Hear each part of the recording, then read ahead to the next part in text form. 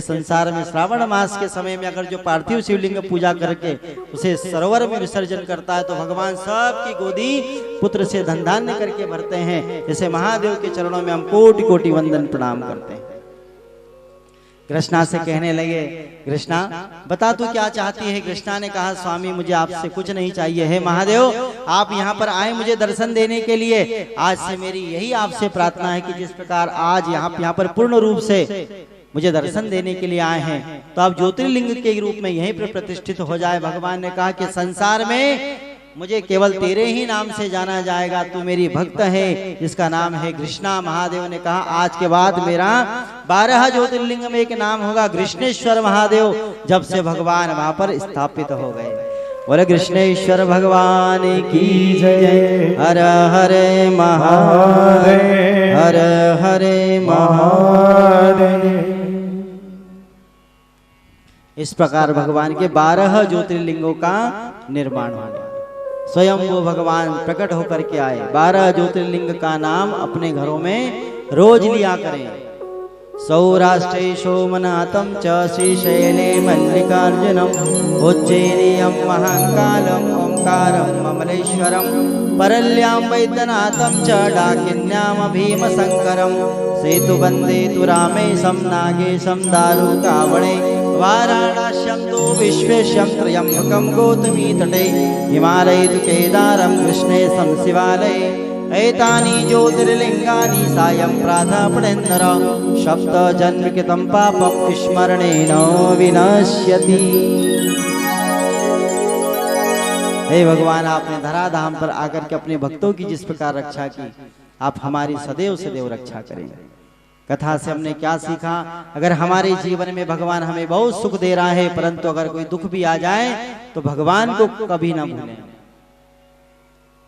हमेशा भगवान को अपने हृदय मंदिर में याद करते रहें। कृष्णा के ऊपर इतना सारा दुख हुआ परंतु भगवान को कभी नहीं छोड़ा, भक्ति से कभी विमुख नहीं हुई।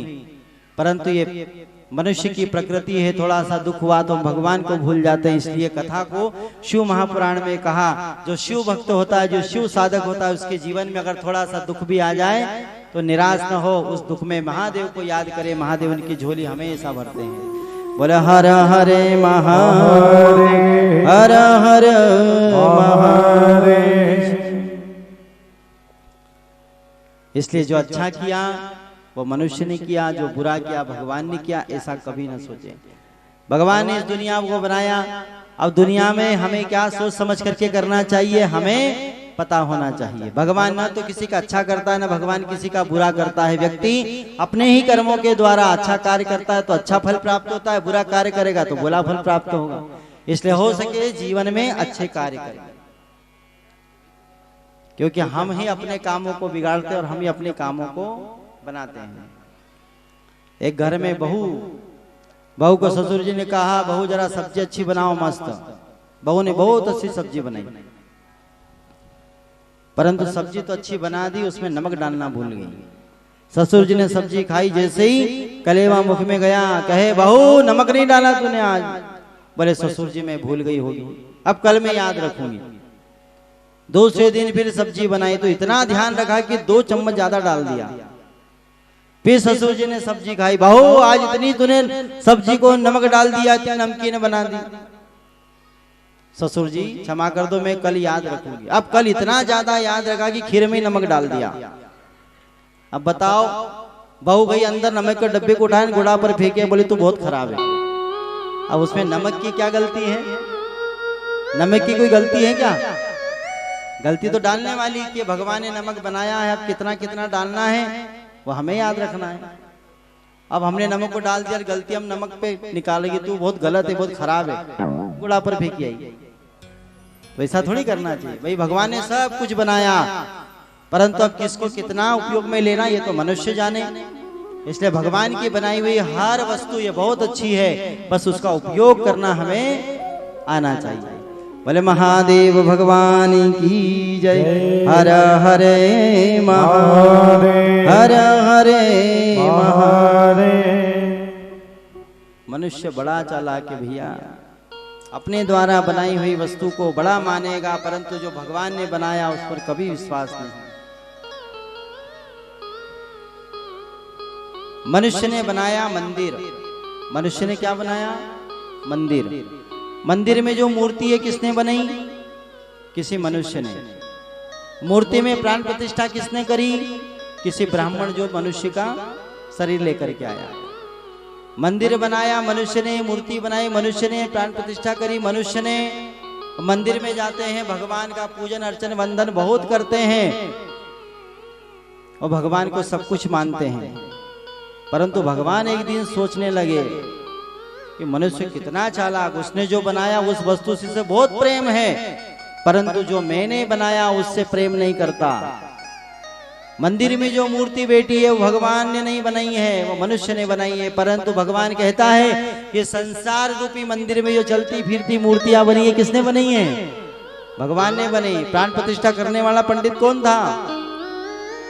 भगवान। भगवान ये कहते हैं कि जो संसार में जिन्होंने मूर्ति बनाई उस मूर्ति से बहुत प्रेम करते हैं, परंतु जो मूर्तियां मैंने बनाई उनसे लोग द्वेष करते हैं, तो उनसे प्रेम क्यों नहीं करते? सच्चा प्रेम तो भगवान की बनाई हुई मूर्तियों से करना चाहिए। द्वेष एक दूसरे से करके हम अपने ही भगवान के द्वारा बनाई हुई मूर्तियों से रखते हैं। इसलिए भगवान की बनाई हुई हम सारी मूर्तियां, जितनी मूर्तियां बनी यहाँ पर, ये सब भगवान ने बनी। प्राण प्रतिष्ठा करने वाला भी भगवान ही था। तो चलती फिरती मूर्तियों से हम प्रेम करें, मंदिर की मूर्ति से प्रेम करें, बहुत अच्छी बात है, परंतु चलती फिरती मूर्तियों से प्रेम करें यह भी हमें समझना चाहिए। बोले महादेव भगवान की जय। इसलिए भगवान कहते हैं कि वह उच्च कोटि का भक्त है जो मुझे हर जगह देखता है, हर जगह देखता है। ऐसे 4 प्रकार के भक्त बतलाए हैं शिव महापुराण के हिसाब से। कितने? 4 प्रकार के भक्त होते हैं। सबसे पहला भक्त वो है जो मंदिर में जाता है, भगवान की मूर्ति में दर्शन करता है। भगवान कहते हैं वह साधारण भक्त है मेरा। दूसरे नंबर का भक्त वह है जो मंदिर में जाता है, भगवान की मूर्ति में मुझे देखता है, परंतु बाहर निकलता है तो मनुष्य को भी मेरा दर्शन करता है। वह दूसरे नंबर का भक्त है, वह निम्न प्रकार का भक्त है, निम्न कोटि का भक्त है। तीसरा भक्त उसे कहा गया जो मंदिर में दर्शन करता है, बाहर मनुष्य में दर्शन करता है और चलते फिरते जितनी भी भगवान द्वारा बनाई मूर्ति सब में दर्शन करता है, पशु में पक्षी में सब में दर्शन करता है। वह तीसरे नंबर का भक्त है, अव्वल नंबर का भक्त। परंतु चौथा भक्त जो है भगवान को बहुत प्रिय है, बहुत ज्यादा प्रिय। और चौथा भक्त कौन है? जो मंदिर में दर्शन करे, बाहर भी दर्शन करे, पशु पक्षी में भी दर्शन करे, जो कण कण में भगवान का दर्शन करे, वो भगवान का सबसे प्रिय भक्त है। सिया राम मैं जग जानी, करहूं प्रणाम जोरी जुग पानी। सारे जगत के कण कण में जो भगवान को देखता, भगवान का सबसे बड़ा भक्त है। भगवान ने अपने भक्त को बहुत बड़ी संज्ञा दी है। न तथा में प्रियतम आत्मयोनिर्नः शंकर, न च संकर्षणो न स्त्री निर्वय आत्मा च यथा भवान। मैं सबसे ज्यादा अगर प्रेम करता हूं तो अपने भक्त को करता हूं, सबसे ज्यादा प्रेम। न लक्ष्मी को, न बलराम को, न महादेव को। कभी कभी महादेव को भी प्रेम नहीं करते। न तथा में प्रियतम आत्मयोनिर्नः शंकर, जो मेरी आत्मा है उसको भी मैं प्रेम नहीं करता। न च संकर्षणो, संकर्षण यानी बलराम जिनको भी प्रेम नहीं करता। न स्त्री, नहीं मैं मेरी लक्ष्मी को इतना प्रेम करता हूँ। नैर्व आत्मा च यथा भवान, और मेरे शरीर को भी मैं इतना प्रेम नहीं करता, उससे अधिक प्रेम मैं अपने भक्त को करता हूँ। कितनी बड़ी बात भगवान ने कही अपने भक्त को। इसलिए अच्छे भक्त, अव्वल नंबर के भक्त बनने की कोशिश करें। परंतु भगवान ने मनुष्य बना करके भेजा, अपने आप में अभिमान से जी रहे हैं। भगवान ने हमको बहुत बड़ी संज्ञा दी है, भक्त है मेरा। और भगवान का भक्त ही वास्तव में सबसे बड़ा है, सबसे बड़ा भगवान का ही भक्त है। भगवान से भी बड़ा भगवान का भक्त है। भगत के वश में है भगवान, यानी भगवान को वश में करके रखा, यानी भगवान से भी बड़ा है। और मनुष्य धराधाम पर रह करके बड़ा अभिमान करता है। सबको अपने आप में अहंकार है, परंतु कभी अपने आप को खोजने की कोशिश नहीं की। मनुष्य कहे मैं बड़ा, मैं बड़ा, मैं बड़ा, मैं बड़ा, तो पृथ्वी पर क्यों पड़ा? मनुष्य कहे मैं बड़ा मैं बड़ा मैं बड़ा तो पृथ्वी पर क्यों पड़ा? पृथ्वी कहे मैं बड़ी मैं बड़ी मैं बड़ी तो शेषनाग पर क्यों पड़ी? शेषनाग कहे मैं बड़ा मैं बड़ा मैं बड़ा तो शंकर जी के गले में क्यों पड़ा? शंकर जी कहे मैं बड़ा मैं बड़ा मैं बड़ा तो कैलाश पर क्यों पड़ा? कैलाश कहे मैं बड़ा तो रावण के आने पे खलबला क्यों पड़ा? रावण कहे कि मैं बड़ा तो राम जी के चरणों में क्यों पड़ा? राम जी कहे कि मैं बड़ा तो भैया भक्तों के हृदय में क्यों पड़ा? भक्त ही सबसे उच्च कोटि का है, भगवान से भी बढ़कर के भक्त को कहा जाए।